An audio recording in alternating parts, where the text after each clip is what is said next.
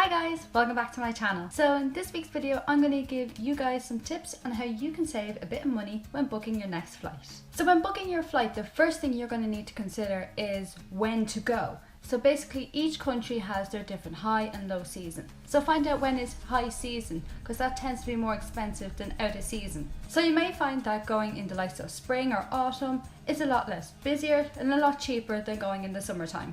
Also consider the day that you're traveling. So booking a flight for a weekend tends to be a little bit more expensive than flying on a weekday.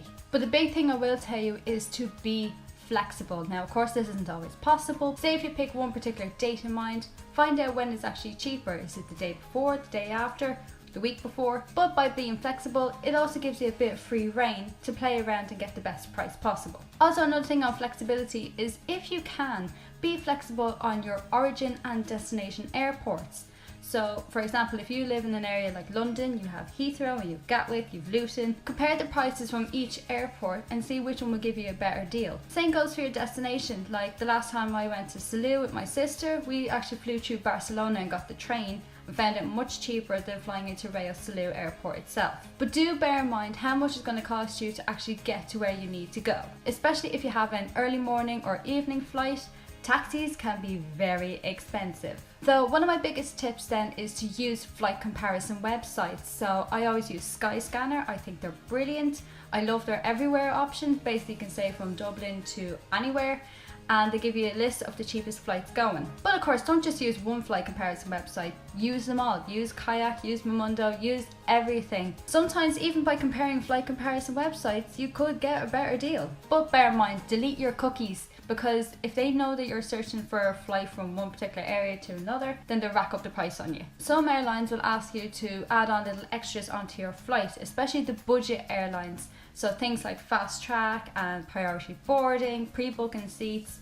To be honest, you don't need it. With priority boarding, it doesn't matter if you get on the plane first or last, as long as you're on the plane. Same with fast track security. If you show up on time to the airport, you'll usually be okay going through normal security. In regards to booking seats, now this can be personal preference, because especially for a long haul flight, some people prefer the emergency exit rows to have a bit more leg room. Even pre-booking any other seat as well, it is a good thing. That way you're guaranteed to sit beside the person that you're traveling with, which isn't always guaranteed, believe it or not. Again, these cost money, but it's all personal preference. Another tip then is to watch your baggage. So if you're only going for a week holiday, do you really need to check in a bag? Do you think you can get everything into a carry-on bag? It's always better and cheaper to travel light. But bear in mind, watch your weight and watch your dimensions, especially in carry-on. They're very strict about it. The last thing you want is to get to the airport, get to the gate, realize your bag is too big, and boom, extra baggage fees. For my next video, I think I'm going to go into more detail about how you can save money in regards to the baggage. So for my last tip is to sign up for newsletters and club cards. With club cards, the points add up and you can get some really good discounts on a flight, especially if you fly with the same airline all the time. In regards to newsletters, they'll give you information on when there's flash sales and discounts. I know they clog up your inbox, but come on, who's going to say no to a discount? So those are just some tips on how you can save a bit of money when booking your next flight. So if you found this video helpful, make sure you leave us a like.